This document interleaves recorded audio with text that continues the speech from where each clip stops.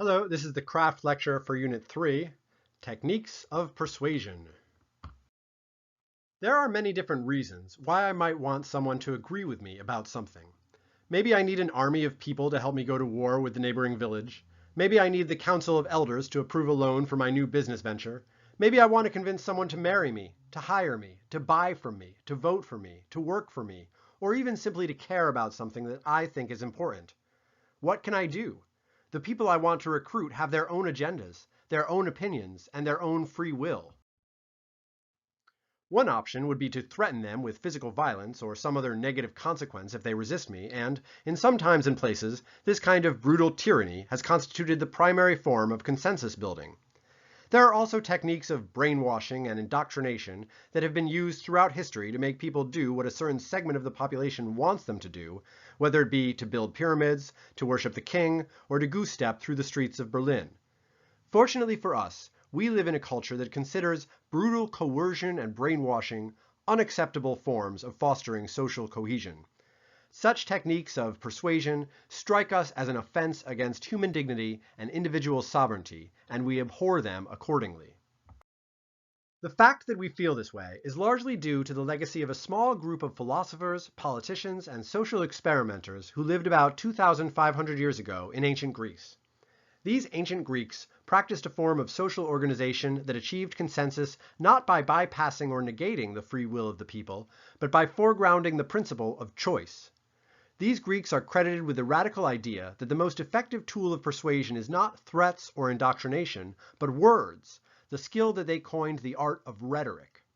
When there was a matter of public controversy, should taxes go up or down, should we open trade relations with the neighboring city-state, etc., representative speakers would use their public speaking skills to attempt to convince an audience of decision makers to agree with their point of view.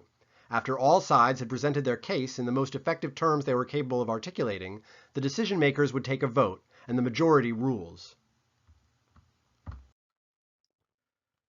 Of course, we are very familiar with this system in 21st century USA. It is the basis for our political system, obviously, where we vote for political representatives who spend their time trying to persuade their colleagues to enact their constituents' agenda. But it is also the basis of our legal system, where lawyers for the defense and prosecution attempt to convince a jury of a certain person's guilt or innocence. It is also a significant element of our economic system, in which competing companies use advertising to persuade consumers to purchase their products and services. More importantly, however, the idea that independently thinking individuals should make up their own minds based on the particular arguments that make sense to them is a basic part of how most of us think about the world. It is the hallmark of a free society. Given the importance of public speaking to the social life of the classical Greeks, it was natural that public speaking itself would become an object of study for the Greek philosophers who pioneered the development of democracy.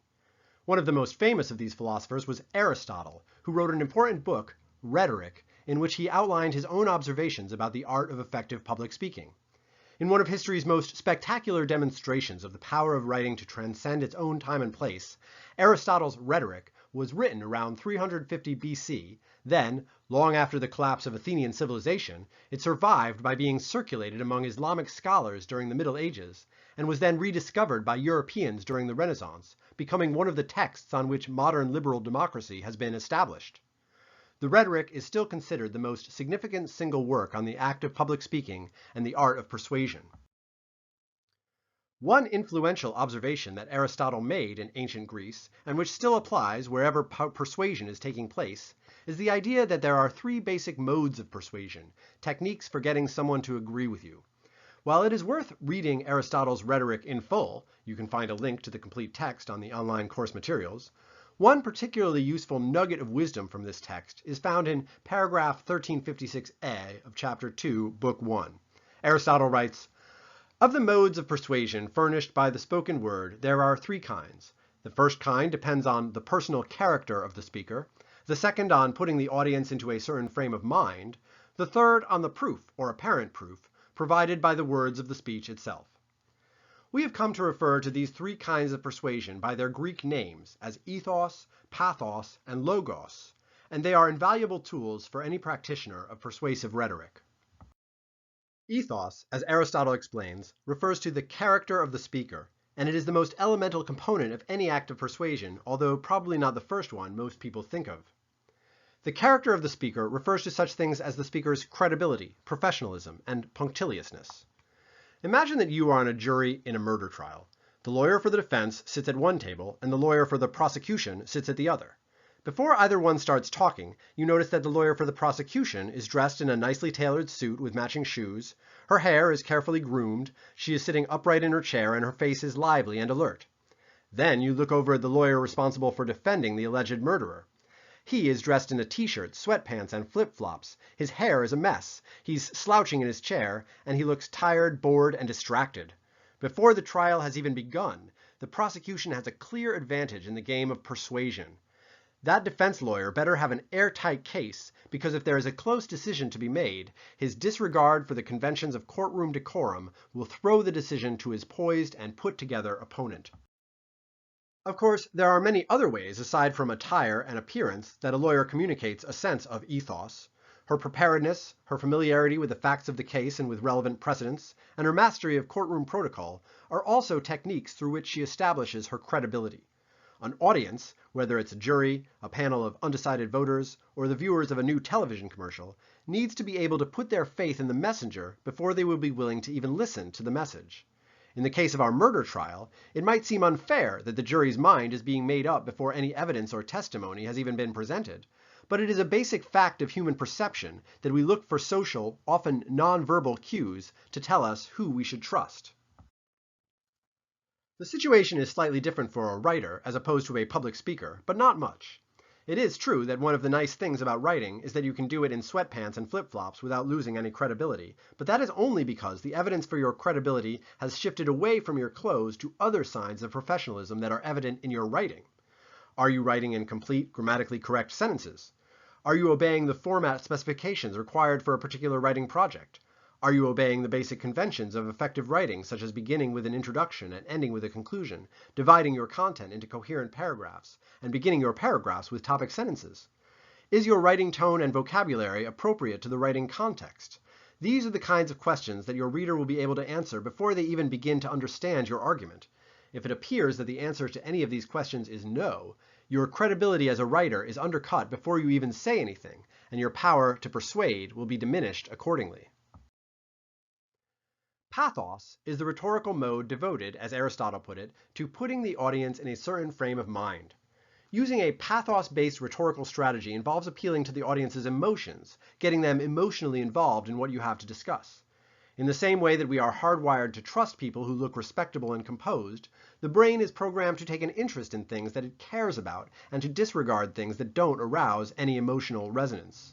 At the same time that it is important for me to convince my reader that I am a credible spokesperson for my point of view, therefore, it is also necessary for me to provide my audience with a sense of why they should care about the thing that I have to say. What people tend to care about most is other people, so a pathos-based appeal often takes the form of a short story or anecdote that illustrates the human impact of the subject I am addressing. If I am a politician trying to reform the healthcare system, for example, if I begin a speech with a list of statistics about premium rates and deductibles, my audience will likely tune me out before long, and I will have lost the opportunity to present my case. That is why politicians making this kind of speech will tend to tell us about Marge, a young mother they met yesterday afternoon who just lost her job at the local factory and who doesn't know how she'll be able to afford her son's heart medication. If I can get you to care about Marge, I can get you to listen to the rest of what I have to say, and maybe I can even convince you that if you vote for me, you'll be giving Marge's story a happy ending, so that you can feel good about yourself. If I am a crafty rhetorician, furthermore, I can even develop the open-endedness of Marge's situation to tap into two very potent sources of emotional energy. If you vote for me, Marge, and all the Marges out there, will never have to worry again about healthcare or anything else. I will inaugurate a golden age of peace and prosperity that we can all look forward to with hope and joy, and that we can all work together to bring about. Conversely, if you don't vote for me, Marge's situation will get worse and worse. Despair and suffering will pervade our society, leading to anarchy, famine, and war. At the distant edges of every debate, there is this allusion to either utopia or dystopia. If you agree with me, our ideas can save the world. If you don't agree with me, the consequences will likely be horrific and disastrous. The future is the place where our hopes and dreams live, and it is also a place inhabited by our fears and nightmares.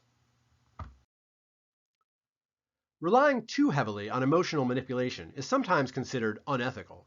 Speakers or writers who appeal to intense emotions are sometimes referred to as demagogues, propagandists, or even fascists. The perception that a rhetorician is becoming overly emotional can jeopardize the speaker's credibility, a factor which recalls the importance of ethos. Nevertheless, pathos can be used ethically and appropriately, and indeed, it is very rare that persuasion ever happens in the absence of some emotional appeal. Emotions play an important role in human decision-making, and the effective rhetorician acknowledges their value. With logos, the third rhetorical mode, we arrive at the persuasive technique that most people probably think of when they think about persuasion: logic, facts, argumentation, and evidence. Reasoning is the essence of classical rhetoric. While ethos and pathos are useful tools, responsible rhetoricians rely on logical proof to persuade an audience. Aristotle slyly qualifies his own description of logos with the observation that this proof may only be apparent, and indeed, it is important to keep in mind that language does not obey the same strict rules as geometry, in which logical statements can actually provide incontrovertible proofs of certain propositions. What a persuasive speaker or writer tries to do is not necessarily to prove their point of view decisively, but simply to assemble as many logical-sounding reasons as they can think of to create an overwhelming impression that their position is correct.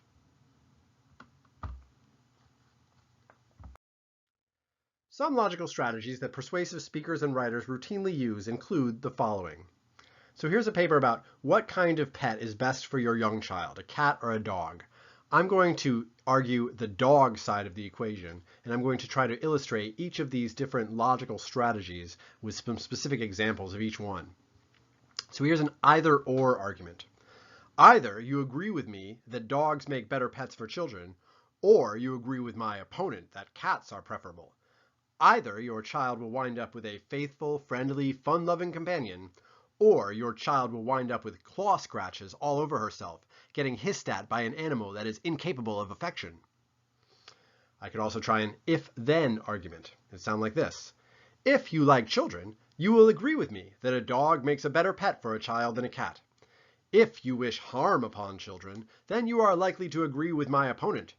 If you agree that cat hair is a health risk, kitty litter stinks up a home, cats are super predators who wreak havoc on neighborhood ecosystems, then you will certainly agree with me that dogs are the way to go. I could try a cause and effect argument. It might sound like this. When a family gets a dog, children learn responsibility, a home receives protection from would-be home invaders, and everyone in the home has a new best friend. When a family gets a cat, the furniture gets shredded, dead animals start appearing everywhere, and everyone starts having bad luck. I could try a cost and benefit analysis. A dog and a cat cost about the same amount of money to feed and care for, but with a dog, you get the added value of a companion animal, a guard dog, and an exercise buddy, whereas the cat provides none of these extra benefits. I could try providing some examples. Let's consider some famous dogs: Lassie, Old Yeller, Benji, and many other brave and heroic specimens. Cats, meanwhile, are notoriously lazy and mean-spirited. Just look at Garfield, Heathcliff, and all of those grumpy cats on the internet. I could try using facts and data. Dogs are X% less likely to injure a child than a cat. Cat dander is X% more toxic than dog dander. Dogs were domesticated tens of thousands of years before cats, making them much more suitable human companions. Finally, I could also provide anecdotal evidence. My friend's family got a cat, and it tore up the house, scratched the baby, and made everyone sick and miserable. Then they traded it in for a dog, and their lives suddenly improved dramatically. It is obvious from these examples why Aristotle added that observation that the proof of logical arguments is often merely apparent. Any cat lovers out there would obviously have a lot to say in response to these arguments in favor of choosing a dog over a cat for a household pet. Undecided listeners, however, may be persuaded to consent to the pro-dog agenda suggested by these arguments, especially if the arguments were thoughtfully arranged in an effective composition that also conveyed a sense of ethos and pathos. Persuasion is the art of changing the world, one listener at a time. Practicing these three rhetorical techniques can help writers spread their ideas and, in the process, influence the shape of tomorrow.